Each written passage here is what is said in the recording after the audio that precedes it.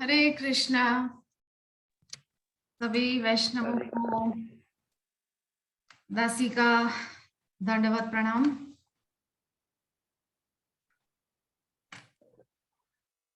तो हरे कृष्णा आप माता जी। हरे कृष्णा माता जी, आप सभी को तुलसी विवाह उत्सव की बहुत बहुत शुभकामनाएं। तो आज देव उठनी एकादशी भी है। हम सब जानते हैं आज के दिन देवों का उत्थापन होता है। तो बहुत सी मान्यता है बहुत सी जगह में कि ये 4 मास में विवाह कार्यक्रम नहीं होते हैं। तो जब देवों का उत्थापन होता है तब से जो है विवाह आदि शुरू होते हैं। हमारे मध्य प्रदेश में तो ये मान्यता है 4 महीना विवाह वगैरह सब बंद रहता है। और आज जो एकादशी है इस समय से शुरुआत होती है, फिर विवाह वगैरह सब शुरू होते हैं, फिर देवशयनी एकादशी तक ये सब चलता रहता है। तो जैसा कि प्रभु जी ने आपको बताया कि आज तुलसी विवाह भी है, तो थोड़ा सा तुलसी माता के विषय में चर्चा। तुलसी वैसे क्या कहें, इतना ज्यादा महिमा अनंत पुराणों में वर्णित है कि तुलसी की काठ का स्पर्श मात्र भी हो जाए, जो काठ होती है, सूखा हुआ तुलसी है उसका काठ कहीं पे है, उसका स्पर्श भी हो जाए, जैसे किसी का शरीर छूट गया है तो उस पार्थिव शरीर को अगर तुलसी काठ का स्पर्श हो जाए, उसका भी बहुत बहुत विधान है, बहुत उसकी मान्यता है, बहुत महात्म्य है उसका।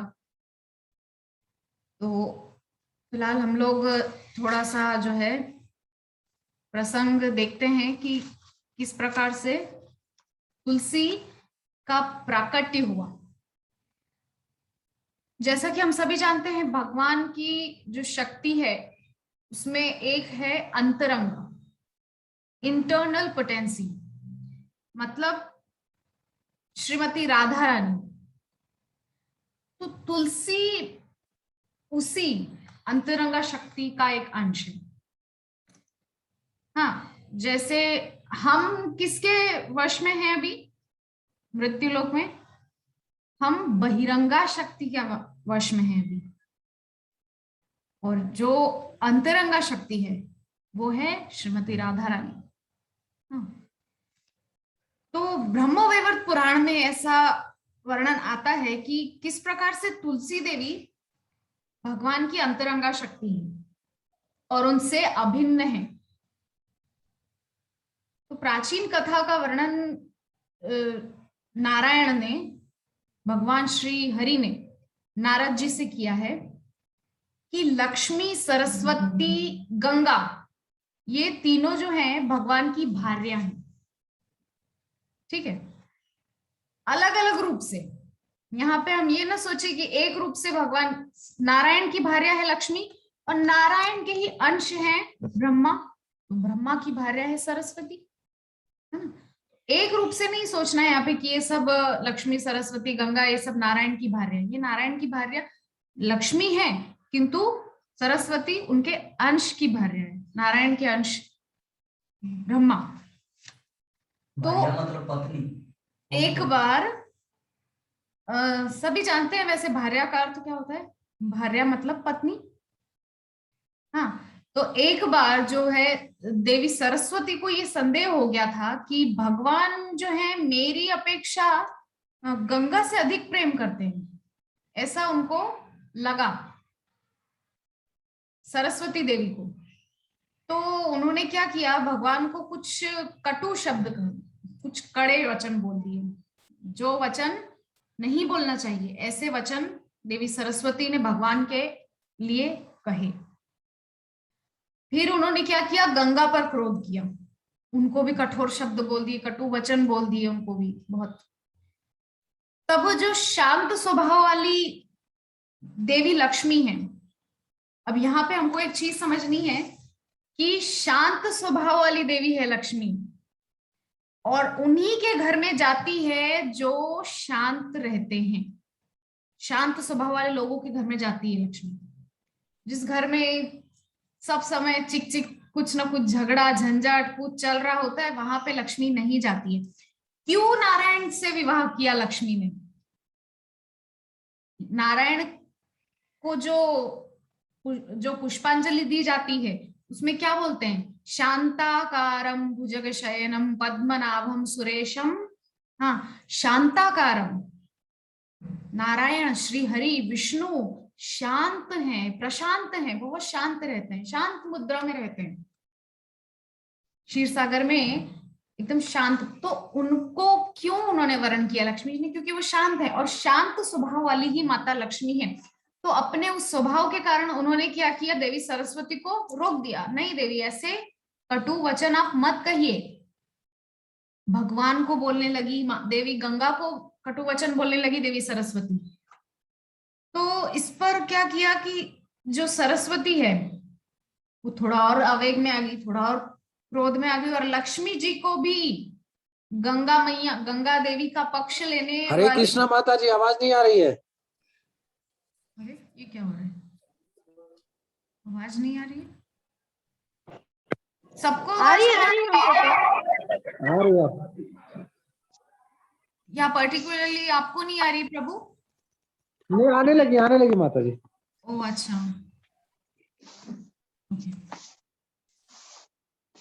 तो यहाँ पर देवी सरस्वती ने क्या किया कि गंगा का पक्ष ले रही हो तुम। माता लक्ष्मी को सरस्वती देवी ने क्या किया? शाप दे दिया कि तुम जो हो निश्चय ही तुम वृक्ष रूपा हो जाओगी, नदी रूपा हो जाओगी तुम, ऐसा शाप दे दिया। देवी सरस्वती ने माता लक्ष्मी को वृक्ष रूपा हो जाने का, नदी सरिता रूप धारण कर लोगी तुम, ऐसा शाप दे दिया।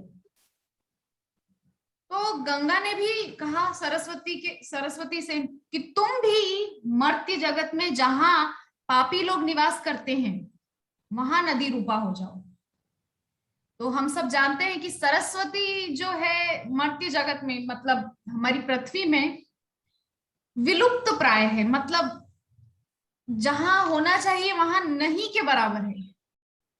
हाँ, तो इस प्रकार से तो उस समय भगवान चतुर्भुज श्री नारायण वहां पर आए और सबको समझाया, शांत किया, क्या चल रहा है। एक दूसरे को शाप देने लगे। सरस्वती ने लक्ष्मी को शाप दे दिया, गंगा ने सरस्वती को शाप दे दिया, और भगवान ने लक्ष्मी जी से कहा कि तुम जो है तुम अपनी कला से राजा धर्मध्वज के घर में चले जाओ। लक्ष्मी जी से कहा है, और तुम किसी की योनि से उत्पन्न होकर भूलोक में प्रकट हो जाना। यहाँ भगवान आगे की व्यवस्था लगा रहे हैं। अब शाप तो मिल गया लक्ष्मी जी को, किसने दिया? सरस्वती जी ने। सरस्वती जी ने शाप दिया कि तुम वृक्ष रूपा हो जाना, नदी रूपा हो जाना। तो उस शाप की वजह से अब भगवान विष्णु आगे की प्लानिंग कर रहे हैं कि आप जाओ धर्मध्वज के वहां जाकर के, धर्मध्वज के घर में जाओ और किसी भी योनि से उत्पन्न होकर भूलोक में प्रकट हो जाओ, तो वहीं तुम वृक्ष रूप से निवास करोगी। ये भगवान नारायण आगे की जो रूपरेखा है वो समझा रहे हैं माता लक्ष्मी को। तो वहां शंखचूड़ नाम के एक असुर की पत्नी बनोगी, ये भगवान स्वयं बोल रहे हैं। किसको बोल रहे हैं? माता लक्ष्मी को। तो यहाँ हमको समझने वाली बात यह है कि तुलसी लक्ष्मी का ही अंश है, ठीक है? क्योंकि लक्ष्मी को शाप लगा है और लक्ष्मी को ही भगवान आगे की रूपरेखा समझा रहे हैं कि आपको जाना है वृक्ष रूप बन के, और वृक्ष रूप होने का शाप लगा है, मतलब तुलसी रूप में माता लक्ष्मी ही स्वयं आएंगी। हाँ, तो भगवान कह रहे हैं कि आप उस शंखचूड़ असुर की पत्नी बनोगी जो मेरे ही अंश से प्रकट होगा। अब यहां समझने वाली बात यह है कि भगवान का अंश है किंतु असुर है। आगे हम उस बात को देखेंगे कि किस प्रकार से भगवान स्वयं ही शंखचूड़ नामक उस असुर के रूप में आई थी, उसके मतलब अंश रूप भगवान का था वो। तो कुछ समय पश्चात ही तुम मेरी भार्या बनकर सौभाग्य प्राप्त करोगी। भगवान यहाँ लक्ष्मी माता को सब समझा रहे हैं। और संपूर्ण जगत में जो तीनों लोगों को पावन करने वाली है, तुलसी, तुलसी नाम से तुम्हारी प्रसिद्धि होगी। और आज उसी माता तुलसी का विवाहोत्सव पूरे विश्व में सभी वैष्णव लोग धूमधाम से मना रहे हैं। तो इसे सुनकर लक्ष्मी देवी बहुत प्रसन्न हो गई कि चलो शाप भी मिला, पर भगवान से मेरा जो है बिछो नहीं हुआ, भगवान के साथ ही रहूंगी मैं। अंततः भगवान की ही पत्नी है, नारायण के सिवा कहीं जाती नहीं है लक्ष्मी। तो इस कथा के अनुसार जो है माता तुलसी, देवी तुलसी भगवान की भार्या लक्ष्मी से अभिन्न है। जैसा कि हम सब समझ चुके हैं कि लक्ष्मी का ही अंश है, क्योंकि शाप लक्ष्मी को दिया था देवी सरस्वती ने, तो देवी लक्ष्मी का ही अंश है श्री तुलसी देवी। और तुलसी देवी जो है प्रीति वर्धनकारी है। हम सब मंत्र भी बोलते हैं, क्या जो हम बोलते हैं, वृंदाय तुलसी देवी प्रियाय केशवस्य च कृष्ण भक्ति प्रदे देवी सत्यवत्यै नमो नमः। हाँ, क्या बोलते हैं, कृष्ण भक्ति प्रदे देवी, प्रीति वर्धनकारी माता है देवी। जो तुलसी है ना, वो हमारे अंदर कृष्ण भक्ति को बढ़ाती है, वर्धन करती है, उसको मतलब दिन प्रतिदिन बढ़ाती है। इसीलिए कृष्ण को जब भोग लगाते हैं तो तुलसी अर्पित किए बिना भोग नहीं लग सकता, क्योंकि जब तक तुलसी नहीं रखेंगे कृष्ण को आनंद नहीं आएगा। इसीलिए तुलसी पत्र देकर के भोग लगाया जाता है। तो उससे क्या होता है, भगवान को आनंद होता है और हमारे अंदर कृष्ण भक्ति बढ़ती है। देवी तुलसी का यही स्वरूप शास्त्रों में वर्णित है। उनका एक नाम है कृष्ण प्रीति वर्धनकारी। हमारे अंदर, वैष्णवों के अंदर कृष्ण प्रीति को बढ़ाती है देवी तुलसी। तो शिव जी सहित विष्णु भी सभी देवी तुलसी को बहुत सम्मान देते हैं, ऐसी तुलसी देवी है। तो देवी तुलसी के विषय में अलग अलग पुराणों में अलग अलग व्याख्याएं हैं, चर्चाएं हैं उसके विषय में। तो पुराणों में अनेक वृंदाओं का जो है वर्णन है, किंतु दो वृंदा मुख्य हैं। तो एक है उसमें धर्मदेव की पत्नी, जो बृहद धर्म पुराण में प्रथम स्कंद के 7वें अध्याय के 8वें श्लोक में उसके विषय में वर्णन है। और दूसरी है जालंधर की पत्नी वृंदा, जिसके विषय में पद्म पुराण में 6ठे स्कंद के 3 और 19वें छठे जो श्लोक 3 से 19वां श्लोक है, और 98 से 107 107वें श्लोक तक जो जालंधर की पत्नी तुलसी वृंदा है उसके विषय में चर्चा है। तो ये सब कथाएं हैं। अब हम देखते हैं कि शंखचूड़ कौन है, क्योंकि दो नाम सब समय हम सुनते हैं तुलसी महारानी के विषय में जब श्रवण करते हैं कि जालंधर और शंखचूड़। तो यहाँ भेद क्या है और कौन है शंखचूड़, उसके विषय में हम थोड़ा जानने का प्रयास करते हैं। तो नारद मुनि ने एक बार भगवान श्री हरि नारायण से पूछा कि हे भगवान, कि शुद्ध एवं पवित्र तुलसी देवी आपकी पत्नी कैसे बनी?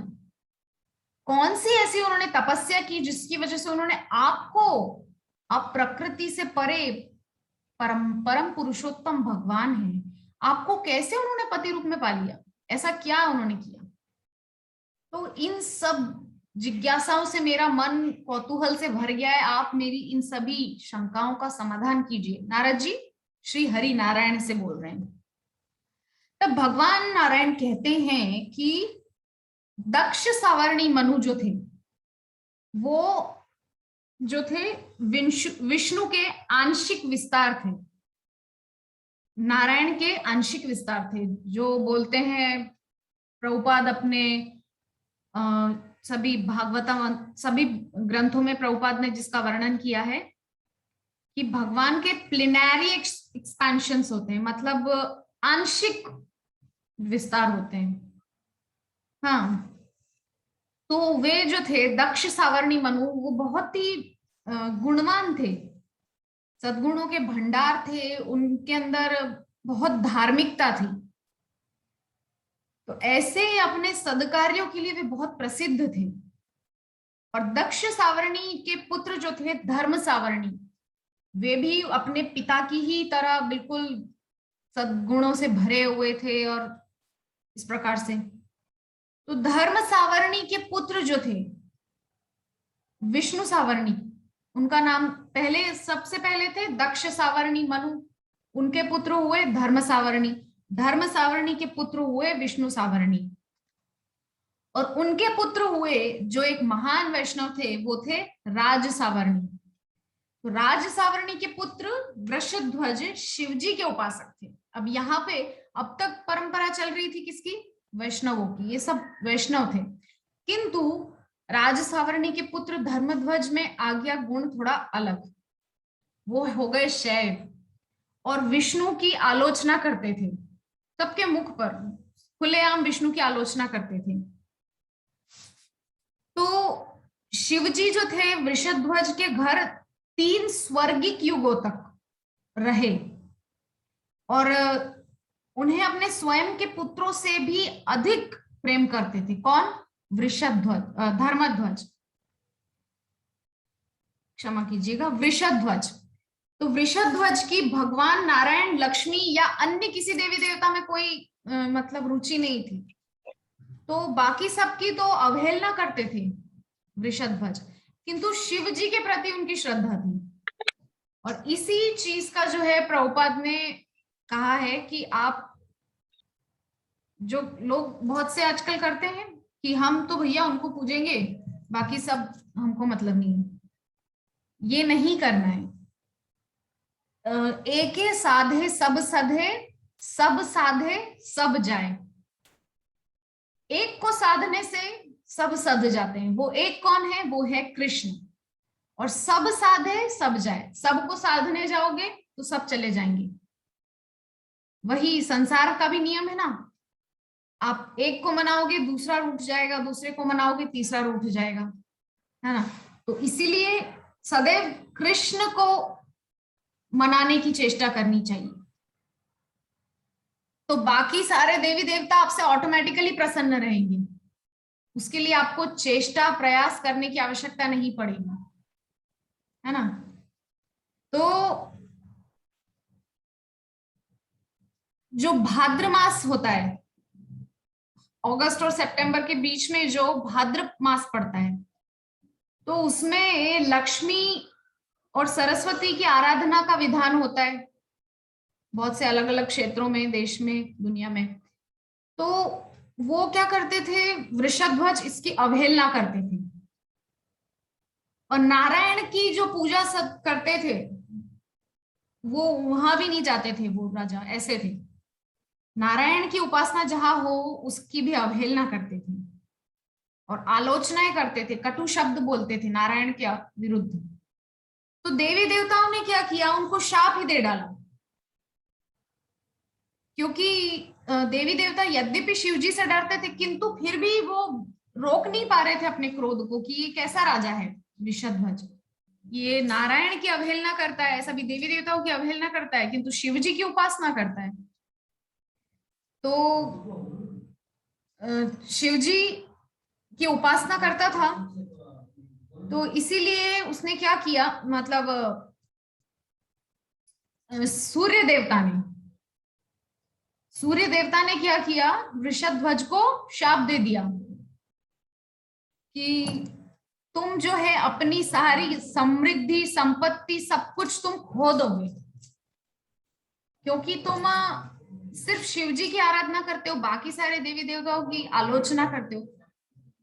तो यहाँ पे हमको जो चीज समझनी है वो ये है कि हमको कृष्ण की आराधना, उपासना, जब सब कुछ करना है, किंतु अन्य किसी देवी देवता की आलोचना नहीं करनी है। ये एक चीज बहुत समझने वाली है कि आलोचना नहीं करनी है। अब देखें, एक लड़की शादी होकर एक घर में जाती है, तो क्या वो पति से प्रेम करती है और बाकी सबको पीटती है डंडे से? सबको क्या दुर्व्यवहार करती है सबके साथ? नहीं। जैसा पति से प्रेम करती है वैसा सबके साथ नहीं करती, किंतु फिर भी परिवार वालों के साथ एक अच्छा इक्वेशन बनाकर चलती है। तो यहाँ हमको वैसा ही समझना है। कृष्ण कौन है? हमारे पति है। बाकी सब देवी देवता कौन है? रिश्तेदार हैं। कोई ननद है, कोई क्या है, कोई क्या है। इस प्रकार से हमको बाकी सभी देवी देवताओं का भी सम्मान करना है, लेकिन कृष्ण से प्रेम करना है, कृष्ण से प्रेम का संबंध जोड़ना है। तो ये जो अंतर हमको समझना होगा, ठीक है। तो शिव जी ने जब सुना कि सूर्य देवता ने मेरे भक्त को श्राप दे दिया, तो बहुत क्रोधित हो गए और त्रिशूल उठाकर सूर्य के पीछे पीछे दौड़ने लगे। तो सूर्य देवता भागे, अपने पिता कश्यप के पास गए। तो कश्यप भी डर गए, तो दोनों पिता पुत्र गए ब्रह्मा जी के पास। ब्रह्मा जी भी डर गए, तो ब्रह्मा जी और तीनों पिता पुत्र, दादाजी, तीनों गए वैकुंठ, नारायण के पास। तो नारायण ने कहा, क्यों डर रहे हो?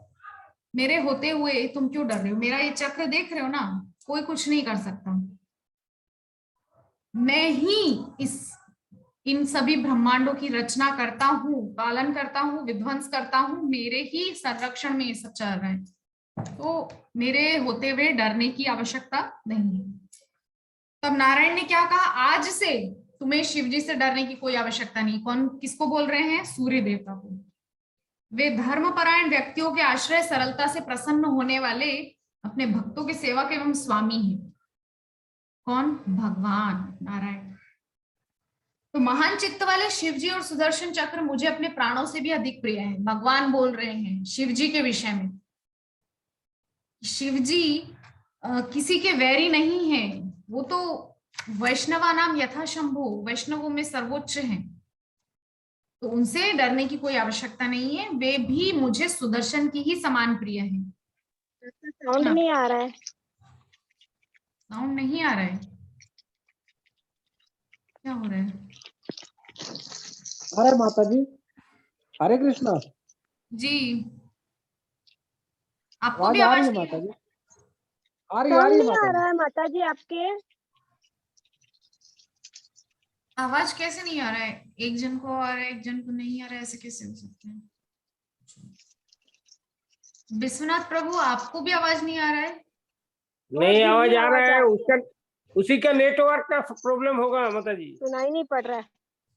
अच्छा, वो पार्टिकुलर उनका नहीं है। आप ठीक है, कोई बात नहीं।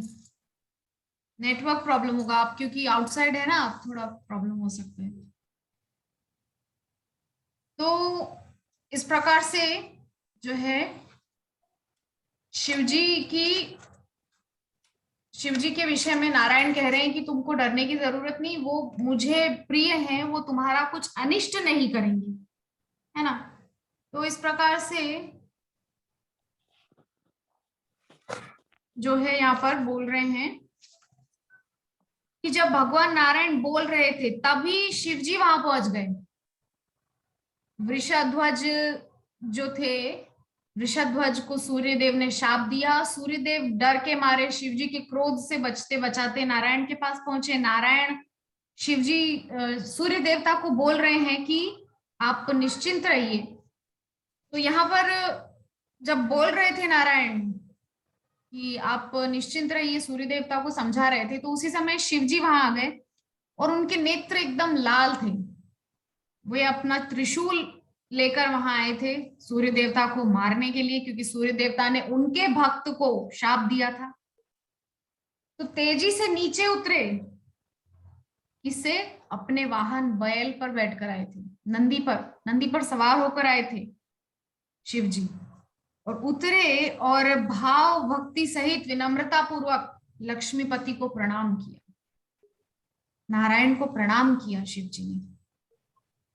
भगवान नारायण अपने रत्न जनित सिंहासन पर बैठे थे और वे भी मुकुट, कान के कुंडल और हार सबसे सुसज्जित होकर इतने अद्भुत लग रहे थे कि शिवजी एकदम गदगद हो गए उनको देख करके। इतना अद्भुत रूप श्री नारायण का देखा तो नील वर्ण की कांति नारायण की और चतुर्भुज स्वरूप उनका, उनके आसपास सेवक सेविका, उनके पार्षद पंखा झल रहे हैं, चंवर डुला रहे हैं और शरीर से चंदन की महक उड़ रही है। ऐसा श्री नारायण का स्वरूप शिवजी ने जब देखा तो शिवजी का क्रोध मानो सब चला गया। और उस समय लक्ष्मी जी क्या कर रही है, तांबूल पान बीड़ा बना करके नारायण को दे रही है और वो पान का बीड़ा लक्ष्मी जी का दिया हुआ नारायण चबा रहे हैं अपने मुख में। और विद्याधर वहां पे खूब सुंदर गायन कर रहे हैं। वैकुंठ की शोभा है ये। तो शिवजी नारायण के समक्ष झुकने के पश्चात ब्रह्मा के समक्ष प्रणाम करने के लिए झुक गए, क्योंकि वहां सब आ गए थे। पहले सूर्य देवता भागे भागे गए थे अपने पिता कश्यप के पास, अब कश्यप ऋषि गए थे अपने पिता ब्रह्मा जी के पास। तो इस प्रकार से सब पहुंच गए थे कहाँ, वैकुंठ, नारायण के पास। तो यद्यपि शिवजी से बड़े सिर्फ दो हैं, नारायण है और ब्रह्मा है। कश्यप तो उनकी कैटेगरी में आते हैं, वो भी प्रजापति है, ये भी प्रजापति है, मतलब विस्तार करने वाले। तो उनको प्रणाम नहीं किए और ब्रह्मा जी को प्रणाम किए। सूर्य और कश्यप मुनि ने आदर सहित शिव जी को प्रणाम किया। तब शिवजी ने सर्वेश्वर भगवान विष्णु की आराधना की और स्वयं एक सिंहासन पर बैठ गए। तो भगवान नारायण के सेवकों ने उनकी यात्रा की थकान मिटाने के लिए सफेद चंवर से शिवजी को पंखा झलना शुरू कर दिया। तो इस प्रकार से शिवजी का बहुत आदर हुआ, तो अत्यंत संतुष्ट हो गए और अमृतमय शब्दों के साथ भगवान नारायण ने कहा कि हे शिव जी, आप समस्त शुभों के प्रतीक हैं, अतः आपके कुशल क्षेम के विषय में पूछना तो मूर्खता होगी। आप तो सदैव प्रसन्न चित्त रहते हैं, तो मैं आपसे केवल आपका आदर करने के तौर पर समाज के नियम और वेदों में निर्धारित विधि के विषय में ही पूछूंगा। वह व्यक्ति जो भक्तिमय सेवा का फल और संपूर्ण समृद्धि प्रदान करता है, उससे उसकी तपस्या एवं भौतिक समृद्धि के विषय में पूछना नहीं चाहिए।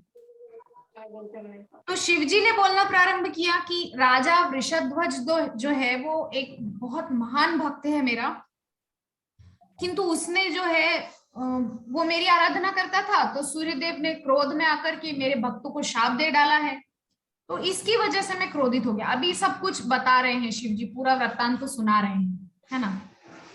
तो राजा के स्नेहवश, राजा क्योंकि मेरा भक्त है, तो उसकी भक्ति की वजह से मैं सूर्य के प्रति क्रोधित हो गया और मैं उसको मारने के लिए चल पड़ा। परंतु सूर्य ने ब्रह्मा का आश्रय निकाला, आश्रय मतलब पा लिया। फिर वो आ गए कश्यप ऋषि के पास, और कश्यप ऋषि के पास से आए आपके ब्रह्मा जी के पास, ब्रह्मा जी के पास से आए आपके पास, और आपकी सुरक्षा में आ गए, तब तो मैं कुछ कर ही नहीं सकता। तो शिवजी बोल रहे हैं कि जो लोग दुखी हैं और आपका आश्रय लेते हैं, आपका आश्रय कीर्तन और स्मरण के माध्यम से करते हैं। हमने नवदा भक्ति का जो 9 दिन का सेमिनार था, उसमें द्वितीय दिवस की जो भक्ति थी कीर्तन, और तृतीय दिवस की जो भक्ति थी स्मरणम, उस पर बहुत विस्तृत व्याख्या हम कर चुके हैं कि जो लोग भगवान की कीर्ति का बखान पूरे विश्व में करते हैं, जो कि प्रभुपाद ने किया, तो वो लोग भगवान के अत्यंत निकटस्थ हो जाते हैं। अगर आप चाहते हैं भगवान के क्लोज जाना, बहुत उनके निकट जाना, तो आप उनकी कीर्ति का बखान कीजिए। भगवान के विषय में ही क्यों, संसार में हम कहीं भी देखें, अरे एक नेता, एक तुच्छ सा नेता जो होता है, एक गली का नेता, उसका कोई प्रचार करने वाला एक व्यक्ति हो, तो वो क्या उस नेता को प्रिय नहीं होगा? अरे ये तो मेरा बहुत प्रिय है, क्योंकि ये मेरी कीर्ति पूरी दुनिया में, पूरी गली में, पूरे मोहल्ले में बखान करता फिरता है, तो अच्छा लगेगा ना कि ये तो मेरा बहुत मेरी कीर्ति बखान करता है। तो ये तो भगवान है, और भगवान की कीर्ति बखान करने वाला भगवान को कितना प्रिय होगा हम समझ सकते हैं।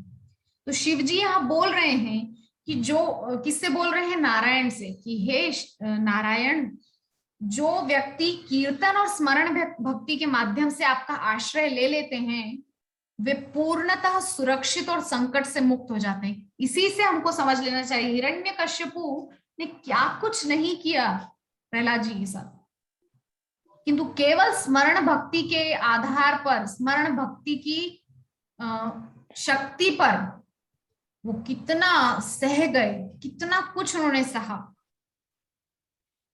और भगवान के आश्रय में रहे पूर्ण रूपे। तो जो लोग आपका आश्रय कीर्तन और स्मरण के माध्यम से स्वीकार कर लेते हैं, वे मृत्यु और बुढ़ापे पर भी नियंत्रण प्राप्त कर लेते हैं। कितनी बड़ी बात बोल रहे हैं शिव जी। जो भगवान की कीर्तन भक्ति करते हैं, स्मरण भक्ति करते हैं, वो बुढ़ापे पर, मृत्यु पर भी नियंत्रण पा लेते हैं। इतनी बड़ी बात बोल दी शिव जी ने, तो हमको तो फिर करना ही चाहिए। हम क्यों नहीं भगवान का प्रचार प्रसार करें, कीर्ति का बखान करें, स्मरण करें निरंतर उनका। तो उन लोगों के लिए क्या कहा जाए जो स्वयं ही आपके पास आ जाते हैं। यहाँ सूर्य देवता के बारे में बोल रहे हैं, क्योंकि सूर्य देवता को मारने के लिए निकले थे शिव जी, और अब तो उनके आश्रय में आ गए हैं, नारायण के आश्रय में, तो अब तो कुछ कर नहीं सकते। तो इस प्रकार से भगवान विष्णु फिर उत्तर में क्या कह रहे हैं कि यहाँ वैकुंठ में आधे घंटे का समय बीत चुका है, इतने समय में 21 स्वर्गीय युग बीत चुके हैं। कितना बड़ा डिफरेंस है, आप सोचिए जरा। वैकुंठ में सिर्फ आधा घंटा बीता है, ये जो सब क्रियाकलाप चल रहा था, ब्रह्मा जी, कश्यप ऋषि, सूर्य देवता तीनों पहुंचे वैकुंठ में और आश्रय लेने के लिए, और वैकुंठ में शिव जी भी आ गए और ये सब वार्तालाप चल रहा था।